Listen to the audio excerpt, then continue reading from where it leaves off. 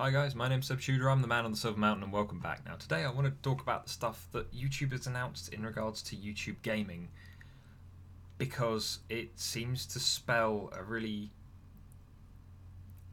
it's a slightly different direction for the platform. It's one that we've seen before in other places, but it's also something that stands out to me as being a little bit slanted and maybe too... it's not enough for the problem that they're trying to solve with it. So, you know, as has been said in other videos, especially around gaming videos on YouTube recently, with their algorithm changes, with them messing around, with them doing all kinds of other stuff, monetization has kind of dropped down, has maybe ended up kind of cutting people's the money that people have been relying on quite substantially, and you know, stuff like that. And so, you know, there's been a big outcry, especially from gaming YouTubers who are still maybe on the smaller side, who haven't been able to diversify their income as effectively as those who are already bigger and more able to do so, or who are already doing it already. You know, there's been a lot of upset again around what YouTube is doing, because they seem to be doing stuff that makes some sense, but then there's an awful lot of stuff that they're doing that makes no sense, and they're making a big mess of things. And you know, it's kind of like what we were talking about earlier in the week in regards to the Facebook stuff, where they're doing all kinds of silly bits and pieces here and there, and when in theory you could quite happily be doing more towards kind of just fixing the problem, employing maybe some more people, and looking at other systems and other ways of monitoring, so that the three core areas that you actually need to look at in regards to censoring and keeping track of content are adhered to, and the rest is just left to kind of roam free. You know, it doesn't, to me, seem to be a particularly complicated problem from a concept standpoint. From a tech standpoint, it might be far more complicated, but even then, I feel like, you know, Google, YouTube, they're one of the, you know, even if they've been losing money in certain areas, especially in regards to YouTube, they're still, even then, they're still one of the largest companies with like the most tendril-esque kind of reach on the planet at the moment. So is it really that difficult for them to tackle this problem here? You know, anyway, getting to the changes they've actually made, so, or going to make. So YouTube gaming is obviously the kind of offshoot site where it's just gaming content. You know, if I go on there, I can take a look, and none of my other videos turn up, but all the ones that I've tagged in as gaming, i.e. the ones that are me playing games, regardless of what I'm talking about with them or whatever else, if they're tagged in as gaming, then they're like on there. And yet now they're going that okay, so basically now you can purchase or add into a $4.99 per month sponsorship. Now we've seen this kind of thing with Twitch, and you know, with a couple of other services that have kind of tried this idea in various ways, and they're going, well, your ad revenue's fallen through the floor because, you know, you play Call of Duty, and Call of Duty has a gun in it, so, you know, we couldn't possibly go anywhere near that. You know, there's violence, man, we can't touch that. Or you've decided to play State of Decay, and that has you beating in a humanoid's, an obviously fantasy humanoid's head with a baseball bat. So we can't possibly allow you to monetize that properly. No. But now they're going, okay, so we want you to just have that void in cache be filled by your subscribers, by the lovely people that you're actually being followed by. And so I believe you, like a lot of things on YouTube, you need 1,000 subscribers to be able to enable this and to use it and stuff like that. Same as, I think, Super Chat is the same, and whatever else. But again, a lot of this seems to be kind of focused towards people doing live streams. And so again, it seems to be this idea of, oh, well, we're going to allow you, like sponsors are allowed special emojis, and they're allowed a sponsors only chat, and they won't be affected by the slow mode in chat, and stuff like that. And they're going, oh yeah, well this is kind of what we're going to do, because this will stop you from going to Twitch, right? This will just stop you from going to Twitch, because we don't want to lose you to Twitch and stuff like that, and to Amazon's side of things. We want to keep you here, so we may as well give you what you seem to think is favourable. We'll do that.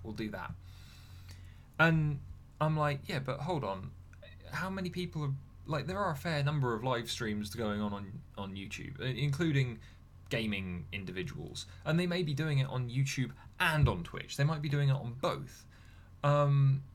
In which case, though, the thing that springs into my head is, like, how much is this really going to change things? Unless it's just, again, you want people to do more live streaming, you want more in-the-moment content, but then surely that becomes harder to police. The whole PewDiePie thing, like a week and a bit ago, was when he was on a live stream and he said what he said. And that caused a huge amount of kind of kickback for him, but also, you've already had enough of being kicked around on your own platform because of your kind of attitude towards advertisers and the other things that you're doing. In which case, do you really want to open this up to more copyright issues, or to more people getting angry at you and your platform because you're associated with someone else who said a thing on a stream, or something else has been witnessed on a stream? Look at all the stuff that where people have died on stream, or where people have inadvertently kind of made a mess of themselves on stream in some way. People, nudity and other bits and pieces that have accidentally showed up on stream, or intentionally showed up on stream, that have then led to other problems and other news stories and other press in various places, both positive and negative in various ways. Do you really want to invite all of that onto your platform as well in a more substantial way? It's a lot of questions there, but apparently they do. And then they start, who was it? YouTube product manager in the blog post, Barbara McDonald, described how creators could also use third-party services, like a lot of people already do with things like Discord and stuff like that. But they're pointing out for things like using Streamlabs for on-stream alerts, or using Discord or whatever else. And it's like, yeah, but okay. So there are lots of people that do that already. There are lots of people that already use Patreon to ask for contributions from their audience, to keep them running without having to worry about others intervening in their creative bits and pieces or whatever else. There are lots of people who already do merch. There are already a lot of people. It's almost as if they don't think these people are looking out for their best interests already, but they're going, oh yeah, well we're going to suggest these things because that way it looks like we're going to be willing to let you go and use other platforms, but this is just actually just a tactic to keep you here. And sponsorships are now available to like eligible creators on YouTube Gaming, but now they're also saying that they'll be testing sponsorships for non-gaming content creators as well at some point in the future. And it's like, okay, so does that mean you want your entire platform to go streaming?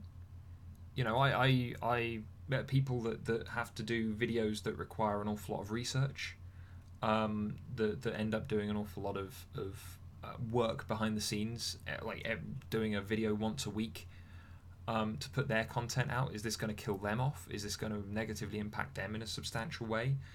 Big players that rely on recording videos in advance and uploading them and letting them run. People like myself who I would still intend to at some point attempt to live stream to make it work with my setup and get it running, but obviously I've said in numerous videos that I've been busy the last few weeks and it's not really been a thing that I can sit down and just do, at least not at the moment. And so taking a look at it, it's like this seems to be, you're suggesting that you want a big push towards live streaming and a big push towards those things as a means by which to kind of, we want to knock the polish off some of this stuff, knock the editing off some of this stuff and just let it run. And if that's the case, then why have we seen all of this kickback to begin with? Is this because by doing this and by doing it live streaming, you avoid the advertiser problem entirely? You would avoid the politics around it instead of actually having to take a stance? Is it because this way you get to just put the cost of the people who are actually making your platform better, bringing people onto the platform, generating content for it, keeping it alive? You get to put the cost of that onto just other people. This seems like a really odd and both selfish and kind of daft way of doing this, considering that everything that they've got on their platform so far is very much more focused towards video and has been for a very long time. So as much as they've introduced live streaming and as much as they want stuff like that to work, it doesn't seem to be as well thought out as an idea here, considering that they've got an awful lot of catch up to go if they want people to abandon their routines that they've already got, the kind of content that they're already making, stuff like that, and then roll it all into this stuff. But then one of the final things she says is in regards to closing its paid channel services. And now again, this is something that I've been kind of tangentially aware of on the platform, but I've not seen it. And as is said here, it's like they want to focus on growing our revenue. By that she says your revenue, but what she means by that is YouTube's revenue. Not really the creators so much. It's just token to keep us going, surely. Because otherwise there would be more than just we're going to copy another platform that you guys keep threatening that you're going to go to. But she goes, as we focus on growing your revenue through YouTube Red and Super Chat, and now sponsorships, we're bidding farewell to a service we launched in 2013 called Paid Channels. This service offered monthly subscriptions for some channels, but with fewer than 1% of creators using it today, it never achieved popularity with creators or users. Well, again, that doesn't seem like a thing that shouldn't have been expected. YouTube is the place where you go to watch the people that you like and the things that you like and whatever else, but also it's the video form of Google. If I need to find out, I don't know, how to set something up for my rig here, or if I need to find out how to, I don't know, anything, pick a topic. The number of times that I went on YouTube when I was working in a cash office to find out like the specifics of how the cash counter worked. How do I use this function? Oh, well, I'll go and find a video on YouTube and I'll just walk through with the steps in the video as I see them doing it and as I put it down. It's such a big platform with so much on it that they're treating it in the wrong way. Again, they're not looking at the talent that they have as this cycling talent thing, this cycling talent pool, where you have the long stayers, the short stayers, where you've got the people, you're not building that positivity across your whole kind of talent base there. But then the other thing that stands out is, like, with YouTube being kind of the Google of video, and to the extent that they are run by the same company, and actually, on Google there is the tab for video, which basically for the most part takes you to YouTube. You've got this, and it's like monthly subscriptions through YouTube, which is being potentially interfered with, where the value isn't necessarily being properly justified for the person that would be paying it. Yeah, that wasn't ever going to fly. YouTube Red, where you're getting the entire platform free of ads and whatever else, and potentially some other bits and pieces, then yeah, sure, that's something that people may well engage more with. Super Chat, being able to in the moment throw some cash at someone in a stream that you like, again focused on streaming there. Now sponsorships, where it seems to be, it doesn't say that you can't apply a sponsorship to a channel that isn't streaming, but again it seems to be that the way that people are getting rewarded for providing sponsorships to the creators that they like is via well, the extra benefits beyond just supporting the person that you want to support is like sponsors only live chats and immunity to slow mode and emotes and things for. I'm assuming these are for chat. It doesn't say if they're for chat and comments, but I would imagine it would just be for the live chat.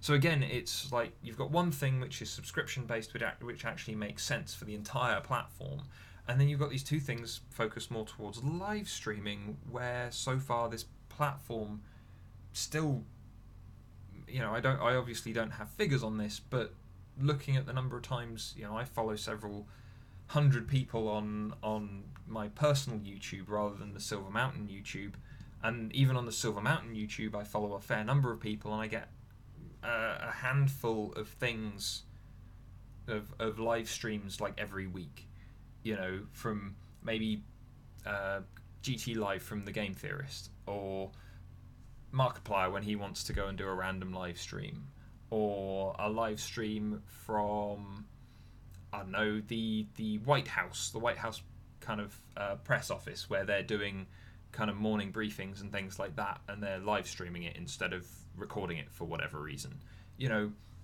That kind of stuff, it comes through, but again, it's like 3-4 things on my feed every kind of few days at most. There's an awful lot more that's going on just in terms of video, because it's more convenient.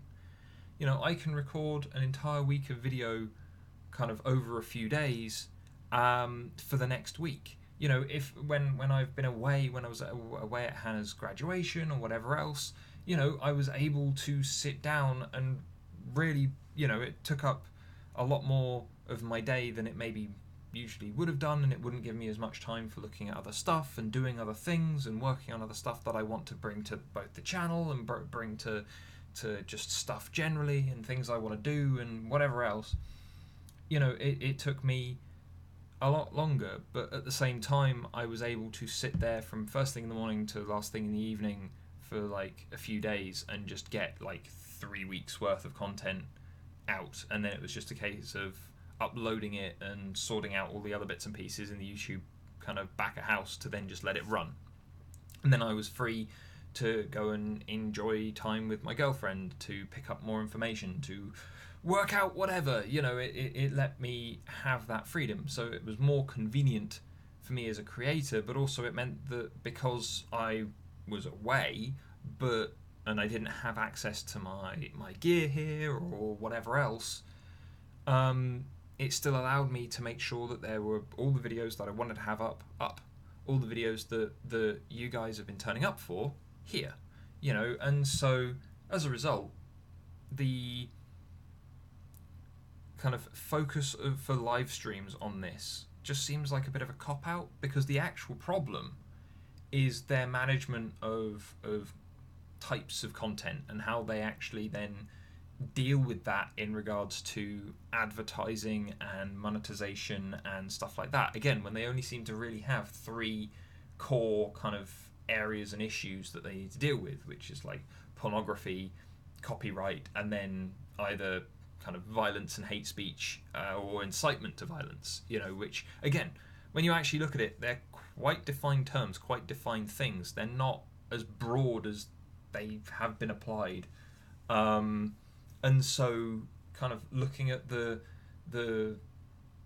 3 areas that they've actually got to look at and work with there, there's thousands and thousands of minutes being uploaded to YouTube every every few hours.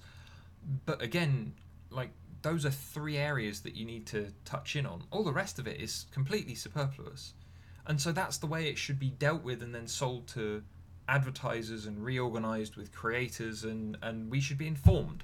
There shouldn't be stuff like this where they're saying, oh yeah, as we focus on growing your revenue, by which we mean ours, no, it should be a case of you actually, we're partners in this. The creators, the people who are here, the people who are trying to make this work, you call us YouTube partners. How about actually engaging with us like them, like a partner? Yeah? You don't have to be 100% transparent. We don't need to know the absolute perfect ins and outs of every system that attaches to your platform here. But what we do need is a lot more transparency, a lot more two-way conversation, and a less of this fucking around and kind of trying to placate us when you've got people's livelihoods suffering purely because of your poor management. But anyway, guys, let me know what you guys think, because again, this is a topic that affects everyone on the platform, be it a viewer, where you would now be expected to potentially foot the bill for people that previously have been completely fine. You know, a good number of those people may already have merch stores, may already have whatever else. You know, how would you feel about this for non-gaming YouTubers? You know, people like, I don't know, people doing live streams about product reviews, or for kind of, I don't know, instructional videos. Stuff like me, where I could do Agony Aunt-esque Q&As, or we could actually have a live discussion that then could be uploaded later. But, you know, how would you feel about paying subscriptions for those kind of things? And then on top of that, you know, how far right or wrong do you think I am when I'm saying, here you're just placating us, here you're just taking from another platform just because people are threatening to move to that platform, and you're worried about the money again. All of this is in service of YouTube rather than in service of either the viewers or in service of the creators. You know, let's put it this way, if you do good by the creators, then the viewers will appreciate it, because doing good by the creators means an enrichment of the content, means an enrichment of the platform, which means an enrichment of the product that is being consumed by the viewers themselves, be they active participants who want to buy merch from that person's merch store, who wants to use the super chat, who wants to put money into a Patreon for that creator or not. You know, or the completely passive, silent, doesn't even comment, doesn't like, doesn't do anything, just sits and watches, lurks in the background, but appreciates the content. Regardless of which end of that spectrum of viewer, they're all going to be appreciative of the creators being taken care of. You know, their creators being enriched and worked with, because then it only ever creates better content, which then floods your platform. Imagine if that was the way that it worked. You know, how much goodwill would be put towards YouTube after that fact. You know, again, YouTube, if you're watching and you're seeing this and you're thinking, he's got some points, he's seen through our cunning plan about just placating these people. If you need a coach, I'm right here. You know, you've already got my email in at least 3 places. Drop me a line. But anyway, guys, let me know what you guys think. I'd love to hear both perspectives from creators, from people who are just solely viewers. You know, subscriptions, yes, no. You know, reformatting of the way that things work. Do you think I've got a point? You know, would you like to hear more from me about what I would do, be it in YouTube shoes as maybe a template for fixing this mess? You know, just as, again, another discussion piece, just to get the ball rolling on things that we can talk about. But anyway, guys, as said, love to hear what you guys have to say in any way, shape or form. And otherwise, thank you very much for watching. I'll see you in the video tomorrow. Take care.